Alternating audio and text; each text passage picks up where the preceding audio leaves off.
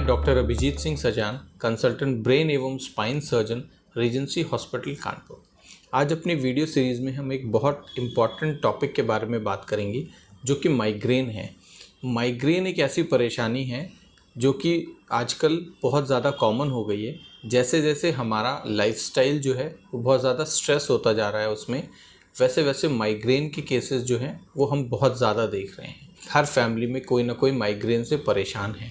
या कि ये बहुत ही ज़्यादा कॉमन यूज़ टर्मिनोलॉजी हो गई है कि लगभग हर हेडेक को लोग माइग्रेन से जोड़ने लगते हैं। तो सबसे पहले देखते हैं माइग्रेन क्या होता है, इसके क्या लक्षण होते हैं, इसे कैसे पहचानें और इसे कैसे ट्रीट किया जाता है। माइग्रेन जो है वो एक हेडेक का एक प्रकार होता है जिसमें यूजुअली थ्रॉबिंग या पल्सेटिंग हेडेक होता है और एक हेमिक्रेनियम यानी सिर के एक हिस्से में होता है। साथ ही साथ माइग्रेन में और भी सिम्टम्स पाए जाते हैं जिसमें नौजिया यानी जी मिचलाता है, कई बार बहुत ज़्यादा सिरदर्द के साथ उल्टी हो सकती है, चक्कर आ सकते हैं, दिखाई देने में परेशानी हो सकती है, ब्लरिंग ऑफ विजन आ सकता है। साथ ही साथ फेशियल पफिनेस या फेशियल रेडनेस भी देखी जाती है। माइग्रेन जो होता है वो एक प्रेसिपिटेटिंग हेडेक होता है, यानी वो शुरुआत होती है उसकी, फिर हेडेक जो है वो अपनी पीक पे जाता है, फिर धीरे धीरे वो कम होता है और पोस्ट हेडेक एक पीरियड भी होता है जिसमें हैवीनेस ऑफ हेड रहता है, या फिर दूसरे हेडेक और पहले हेडेक के बीच में एक इंटरइक्टल फेज भी होती है। तो इस तरह के हेडेक को हम लोग माइग्रेन कहते हैं आम भाषा में। ये जो हेडेक होता है इसके क्या कारण होते हैं, तो बेसिकली माइग्रेन जो है एक ऐसा न्यूरोलॉजिकल डिसऑर्डर है जिसको हम लोग ज़्यादातर लाइफस्टाइल डिसऑर्डर कहते हैं, कि जिसमें आजकल जैसे देखा जा रहा है कि इमोशनल जो है स्ट्रेस बहुत बढ़ता जा रहा है। वर्क स्ट्रेस भी पेशेंट का या आम लोगों का बहुत ज़्यादा बढ़ रहा है।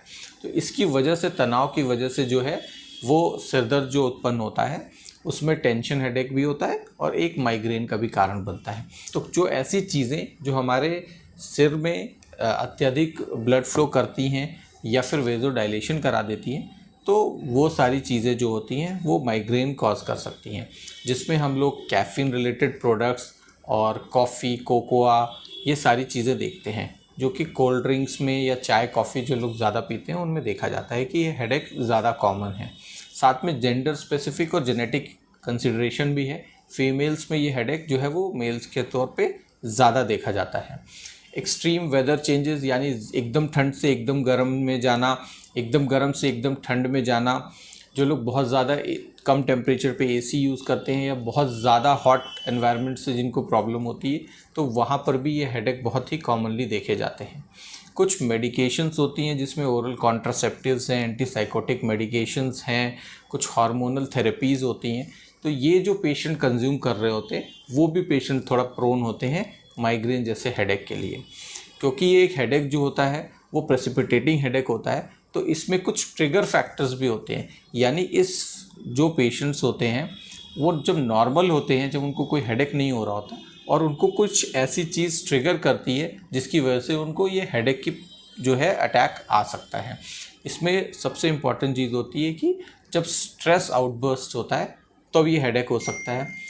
पेशेंट को स्लीप रिलेटेड प्रॉब्लम हो, उसे नींद नहीं आ रही है, एंजाइटी हो रही है, इस वजह से भी हो सकता है। ट्रैवलिंग के बाद ये हेडेक जो है वो बहुत ज़्यादा देखा गया है। किसी त्यौहार में है जहाँ पर हम लोग लंबे समय तक फास्टिंग कर रहे हैं, उसके बाद भी ये हेडेक बहुत ही कॉमनली तौर पे देखे गए हैं। एग्ज़ाम्स के पहले या एग्ज़ाम्स के दौरान या एग्ज़ाम्स के बाद में जब हमारा स्ट्रेस लेवल बढ़ जाता है तभी भी ये हेडेक जो है वो काफ़ी ज़्यादा देखा गया है। कुछ स्पेसिफिक डाइटरी प्रोडक्ट्स यानी खाने के इस्तेमाल के बाद भी ये हेडेक जो है वो कॉमनली देखा जाता है। वो फीमेल्स जो अपना हेड में मेहंदी का प्रयोग करते हैं कलरिंग के लिए बाल में, तो मेहंदी के प्रयोग के बाद भी उनमें देखा गया है कि हेडेक आ सकता है। फ्रीक्वेंट हेयर वॉशिंग यानी बार बार शैम्पू से सिर धोना जो लोगों के लिए बहुत कॉमन है, जो कि हफ्ते में 4 से 5 बार शैम्पू यूज़ करते हैं, तो उनमें भी काफ़ी हद तक माइग्रेन के हेडेक्स देखे गए हैं। साथ ही साथ कई बार जो है वो चोट के बाद या पोस्ट ट्रॉमेटिक फेज़ में भी माइग्रेन जो है वो कॉमनली देखा जाता है। माइग्रेन का बचाव कैसे करें? तो माइग्रेन से बचने के लिए हम कुछ टिप्स अपना सकते हैं जिससे हम इस परेशानी से बच सकते हैं। सबसे पहले हमें तनाव से दूर रहना है, साथ ही साथ एक बैलेंस डाइट लेनी है, संपूर्ण आहार लेना है। फास्टिंग जो होती है या व्रत जो रखते हैं हम, उसमें भी ऐसा करें कि हम बहुत लंबे समय तक फास्टिंग ना करें। चाय, कॉफ़ी, कोल्ड ड्रिंक्स या कैफ़ीन या कोकोआ रिलेटेड प्रोडक्ट्स जो हैं उसका इस्तेमाल नहीं करना है। प्रॉपर 8 आवर्स की स्लीप ज़रूरी है, वो लेनी है। योगा और एक्सरसाइज बहुत ज़्यादा ज़रूरी होते हैं माइग्रेन से बचने के लिए, तो हम योगा और एक्सरसाइज का भी प्रयोग कर सकते हैं। साथ ही साथ तनाव जो है उसको हम लोग अपने जीवन से दूर रखें। तो ये बेसिक चीज़ें हैं जिसको हम अगर करेंगे तो माइग्रेन से हम काफ़ी हद तक बच पाएंगे। महिलाओं के लिए फ्रीक्वेंट हेयर वॉशिंग जो है वो कम करें, और मेहंदी इत्यादि जो चीज़ें होती हैं या परफ्यूम्स जो होते हैं इनका भी प्रयोग जो है वो कम करना चाहिए। ये सारी चीज़ें करके हम माइग्रेन से बच सकते हैं। आई होप कि आपको इस नॉलेज से ज़रूर फ़ायदा हुआ होगा, और आगे भी हम कोशिश करेंगे कि अपने वीडियो से आपको कुछ जानकारी देने की कोशिश करें।